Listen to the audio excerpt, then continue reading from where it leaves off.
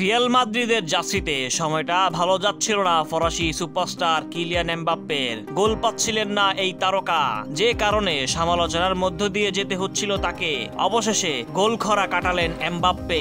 4 match পর রিয়ালের জার্সিতে গোল পেলেন এই তারকা।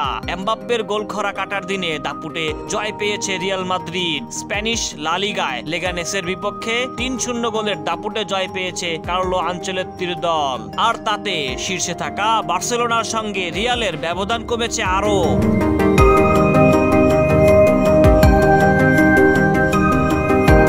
আগের ম্যাচে সেল্টা ভিগোর বিপক্ষে বার্সেলোনা পয়েন্ট ভাগ করায় পয়েন্ট ব্যবধান কমানোর সুযোগ ছিল রিয়ালের সামনে।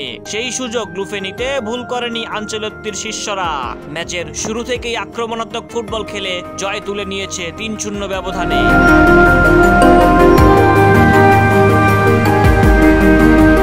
প্রথমার্ধে গোল পেতে অবশ্য লম্বা সময় অপেক্ষা করতে হয়েছে রিয়ালকে। বল দখল ও আক্রমণে আধিপত্য বিস্তার করলেও গোল পাচ্ছিল না দলটি।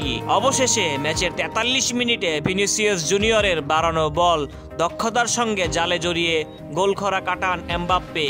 এগিয়ে থেকে প্রথমার্ধ শেষ করে রিয়াল।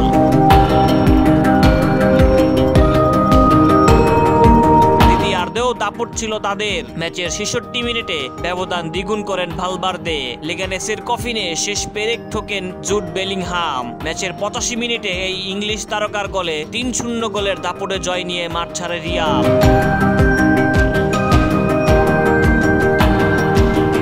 এই জয়ে বার্সেলোনার সঙ্গে পয়েন্ট ব্যবধান কমেছে আরো। 13 ম্যাচ শেষে রিয়ালের পয়েন্ট 30।